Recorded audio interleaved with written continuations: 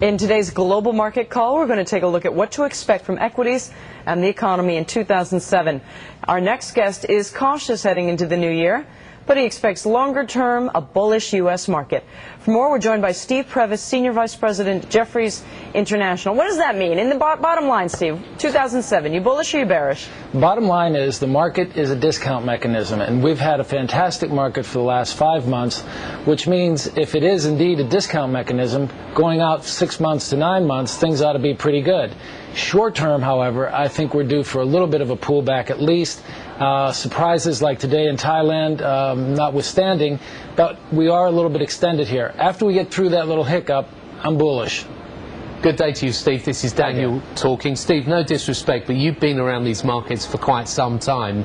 The lows came March 2003. Surely we are going to see a little bit more of a pullback as we go into the new year. Well, that's what I'm hoping for, is a chance to get on board. We have had a fantastic market here. It's been one of the longest running markets without so much as a 10% pullback. So we're stretching the odds a little bit there.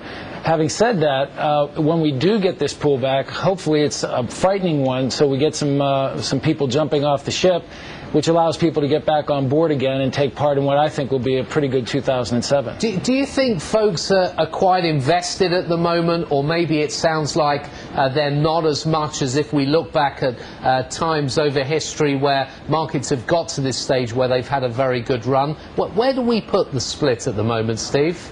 Well, it's very hard to say because we aren't very transparent right now with where this money has come from. One thing to remember is that the Federal Reserve has been printing money 24/7 like there's no tomorrow, and that's why we're seeing this rise of cash all over the place. You know, the BRICS have cash. Private equity funds are loaded with cash. I think the consumer has been re-liquefied since the price of gasoline came down, and that's why we're seeing this sustained momentum in the economy. And as long as we have that, the market's going to take advantage of it, and the companies that are doing well are going to get rewarded with a higher stock price. Steve, Christine here. Where will all this cash that you're talking about go to, big or small caps? Well, it's interesting. We've had this debate before on big caps or small caps. The small caps have had a pretty good time. I think people now, after this long run in the market, are going to be looking for a little bit of a defensive play.